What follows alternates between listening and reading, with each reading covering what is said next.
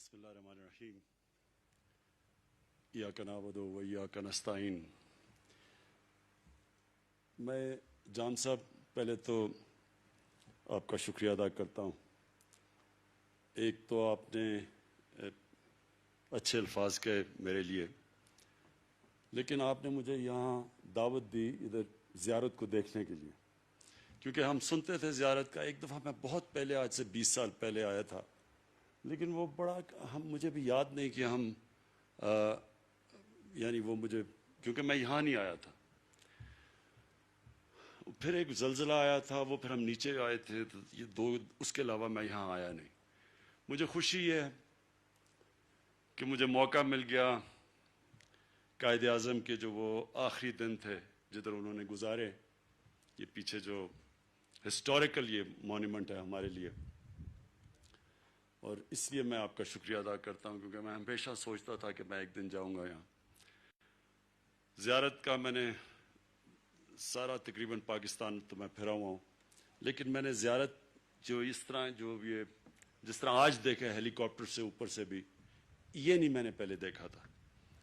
اور مجھے یہ بھی خوشی ہوئی کہ یہ جو جونیپر کے درخت ہیں، کیونکہ میں ایک انوائرمنٹلسٹ ہوں، تو ان کا میں پڑھتا تھا کہ پرانے سب سے پتہ نہیں 3000 5000 سال پرانا یہ دنیا کا اثاثہ ہے، یہ جو جونیپر کا جو جنگل ہے، تو وہ بھی آج میں نے اوپر سے بھی دیکھ لیا، قریب سے بھی دیکھ لیا، تو اس کا آپ کا شکریہ۔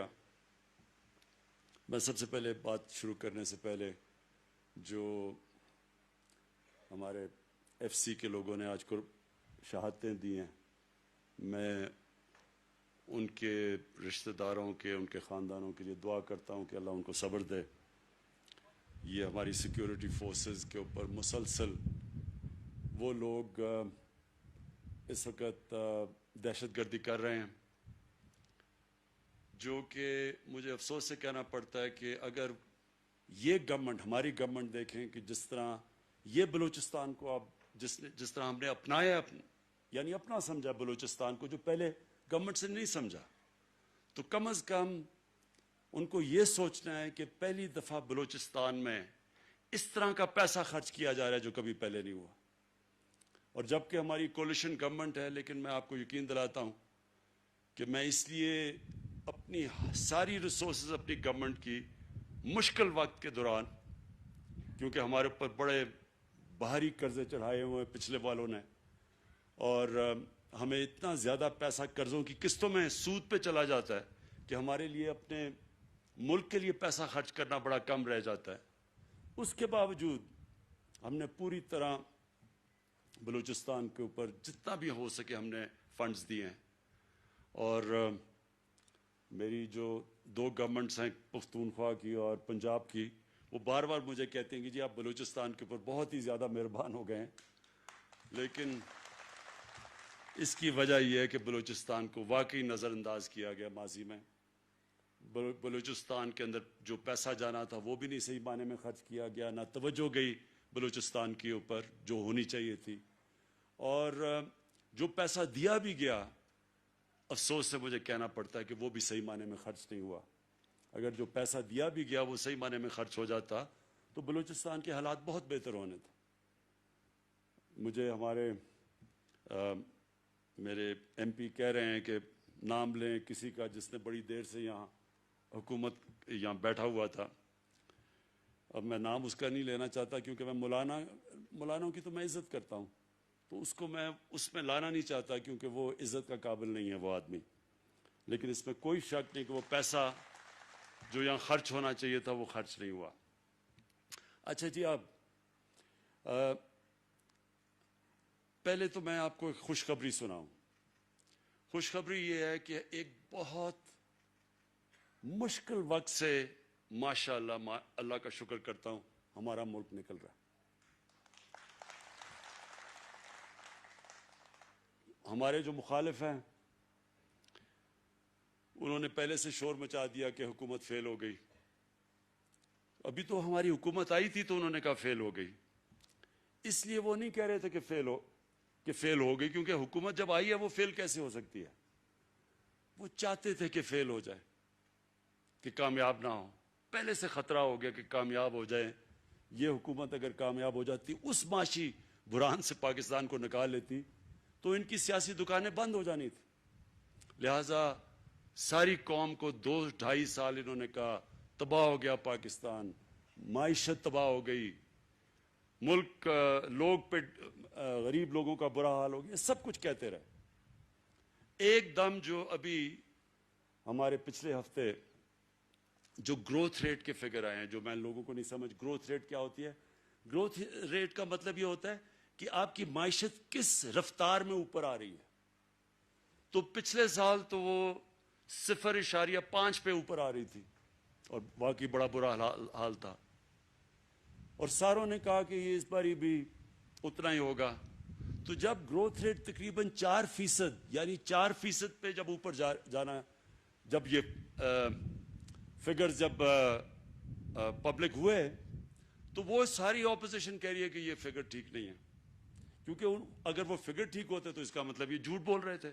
اس کا مطلب کہ ملک اتنا برا نہیں کہ اگر ابھی 4% ملک گرو کرے. تو وہ آج بڑے مشکل میں پڑے ہوئے ہیں. مجھے ترس بھی آتا ہے کئی دفعہ ان کے اوپر.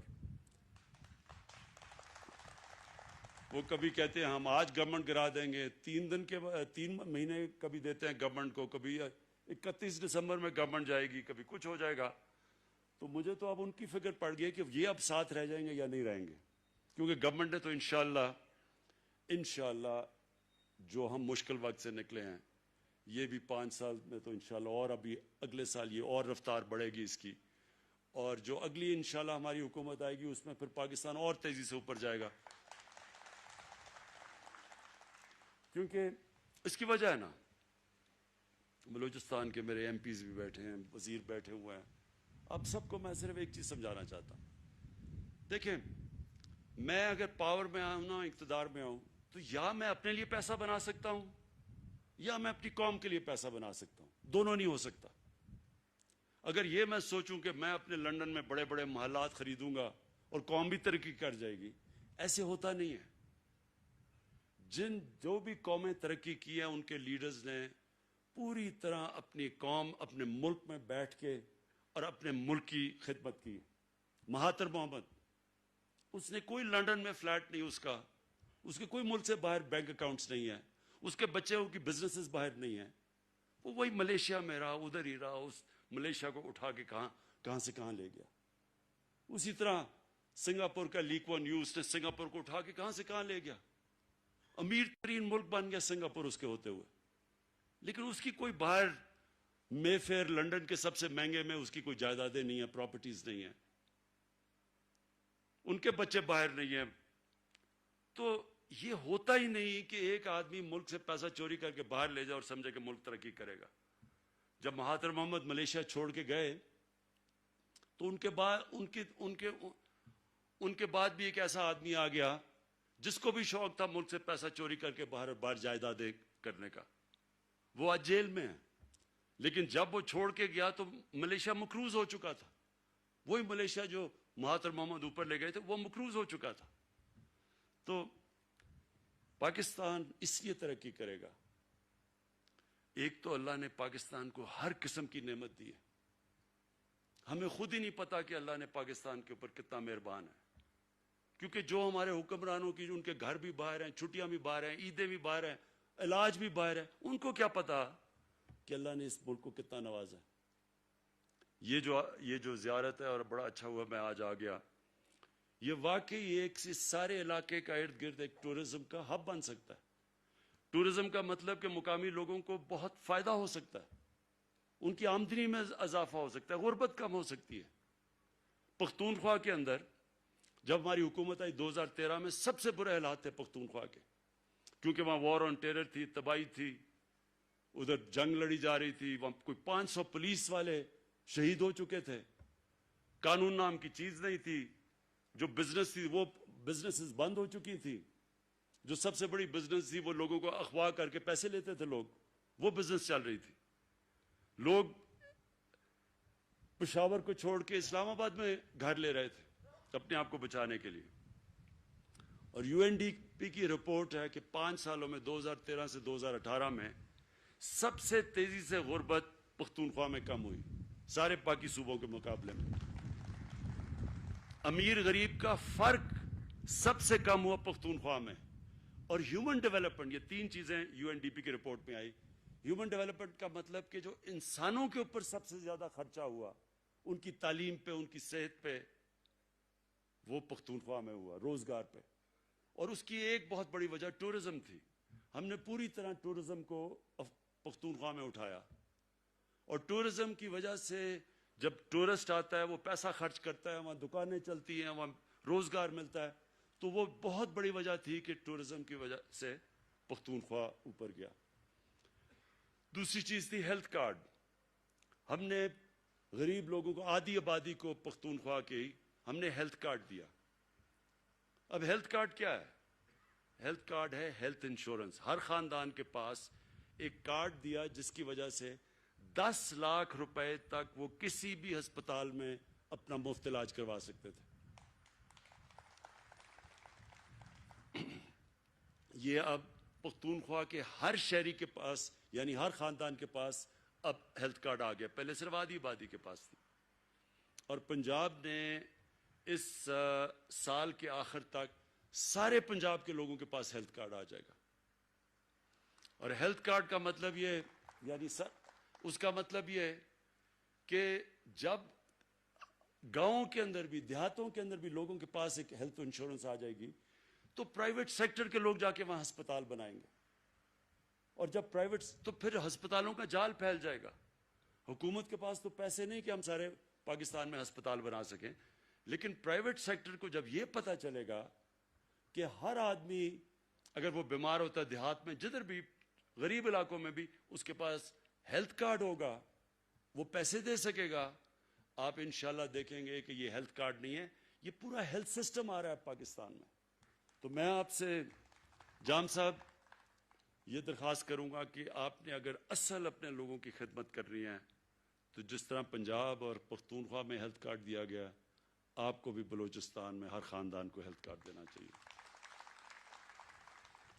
یہ یقین کریں کہ اس کا فائدہ صرف یہ نہیں کہ آپ اپنے لوگوں کو، غریب لوگوں کی مدد کریں گے. سب سے زیادہ تکلیف ہوتی ہے برے وقت میں.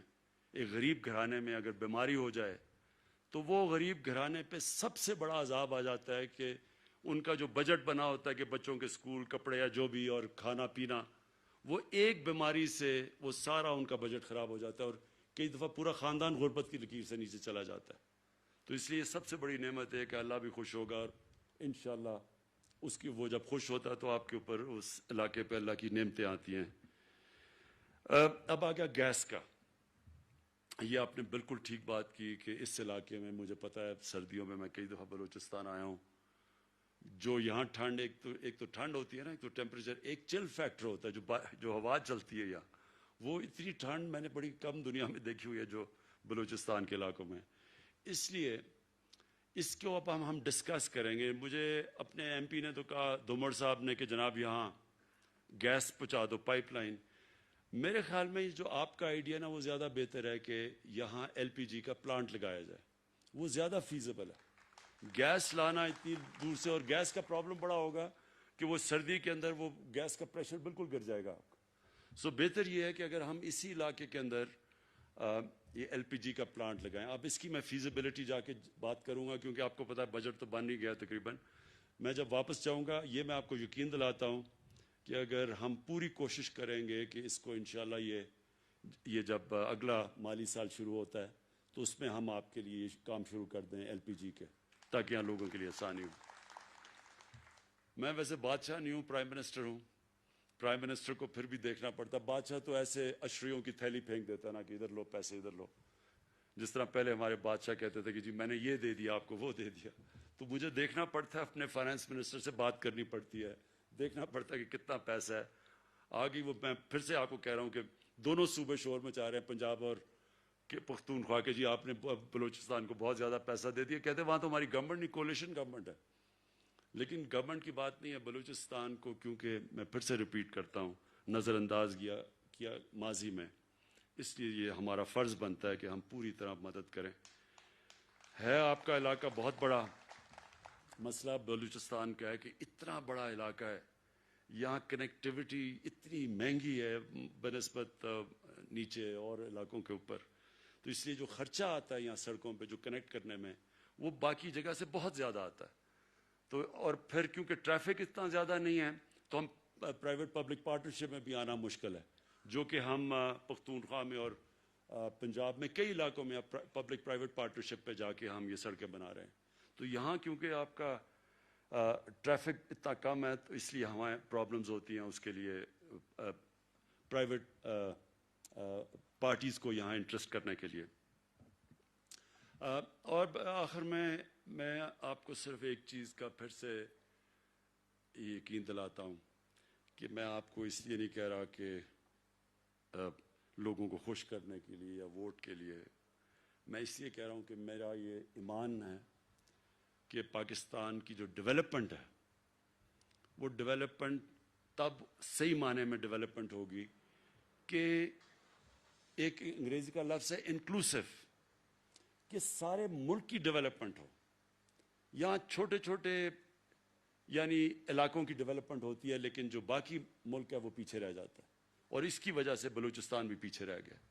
تو میں یہ سمجھتا ہوں کہ ہمارے ملک میں پہلے تو علاقوں کو جو پیچھے رہ گئے ہیں اور ان کے اوپر ہم خاص توجہ دے رہے ہیں, جس کا مطلب ہم شروع کر رہے ہیں ادھر سے قبائلی علاقے سے, کیونکہ وہ بھی قبائلی علاقہ بھی پیچھے رہ گیا, پھر بلوچستان, پھر جو پنجاب کے مغربی علاقے ہیں جس میں میرا بھی ضلع میاں والی بھی, اور پھر بکھر, یہ راجن پور, ڈی جی خان, سب سے پیچھے رہ گئے ہیں یہ پنجاب میں, ان کی پوری. اور پھر اندرون سندھ میں بھی ہم کوشش کریں کہ سندھ حکومت, کیونکہ ہماری حکومت نہیں ہے وہاں, لیکن ان کے ساتھ مل کے ان کی بھی مدد کریں کیونکہ انٹیریئر سندھ بھی پیچھے رہ گیا.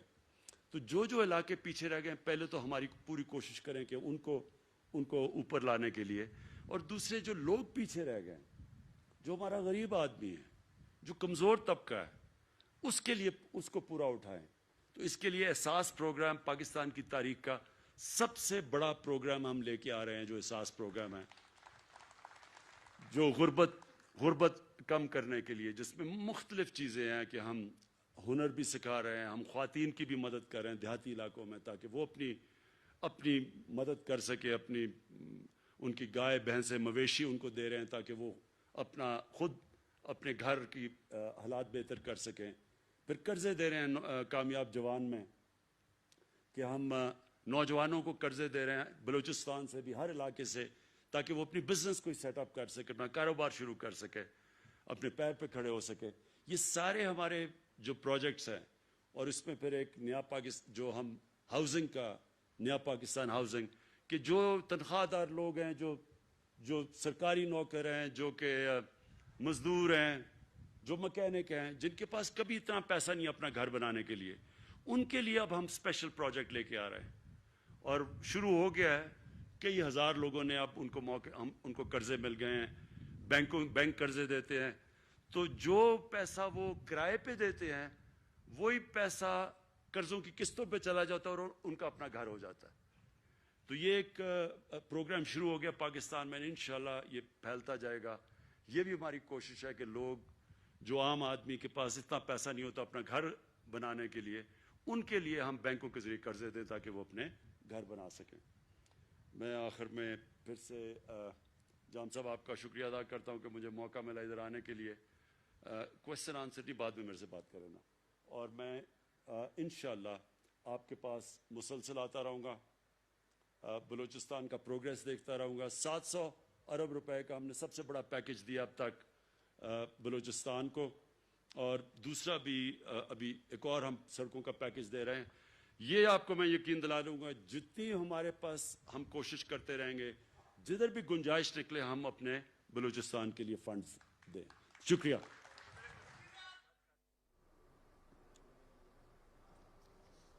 وزیراعظم عمران خان قائد اعظم ریزیڈنسی زیارت میں تقریب سے خطاب کر رہے تھے. انہوں نے کہا کہ خوشی ہے قائد اعظم ریزیڈنسی حاضر ہوا, زیارت سیاحت کا مرکز بن سکتا ہے. پہلی مرتبہ بلوچستان میں ترقیاتی منصوبوں پر پیسہ خرچ کیا جا رہا ہے. اس سے پہلے ماضی میں بلوچستان کو نظر انداز کیا گیا. انہوں نے کہا کہ اللہ تعالیٰ کا پاکستان پر خصوصی کرم ہے, اب ملک مشکل صورتحال سے نکل آیا ہے اور بہتری کی جانب گامزن ہے۔ معاشی مشکلات کے باوجود بلوچستان کو فنڈز فراہم کیے گئے اور اس کے ساتھ ساتھ وزیر اعظم عمران خان کا یہ بھی کہنا تھا کہ جن قوموں نے ترقی کی ان کے لیڈرز نے ملک میں رہ کر محنت کی اور ملکی ترقی کے لیے اپنا عملی کردار ادا کیا۔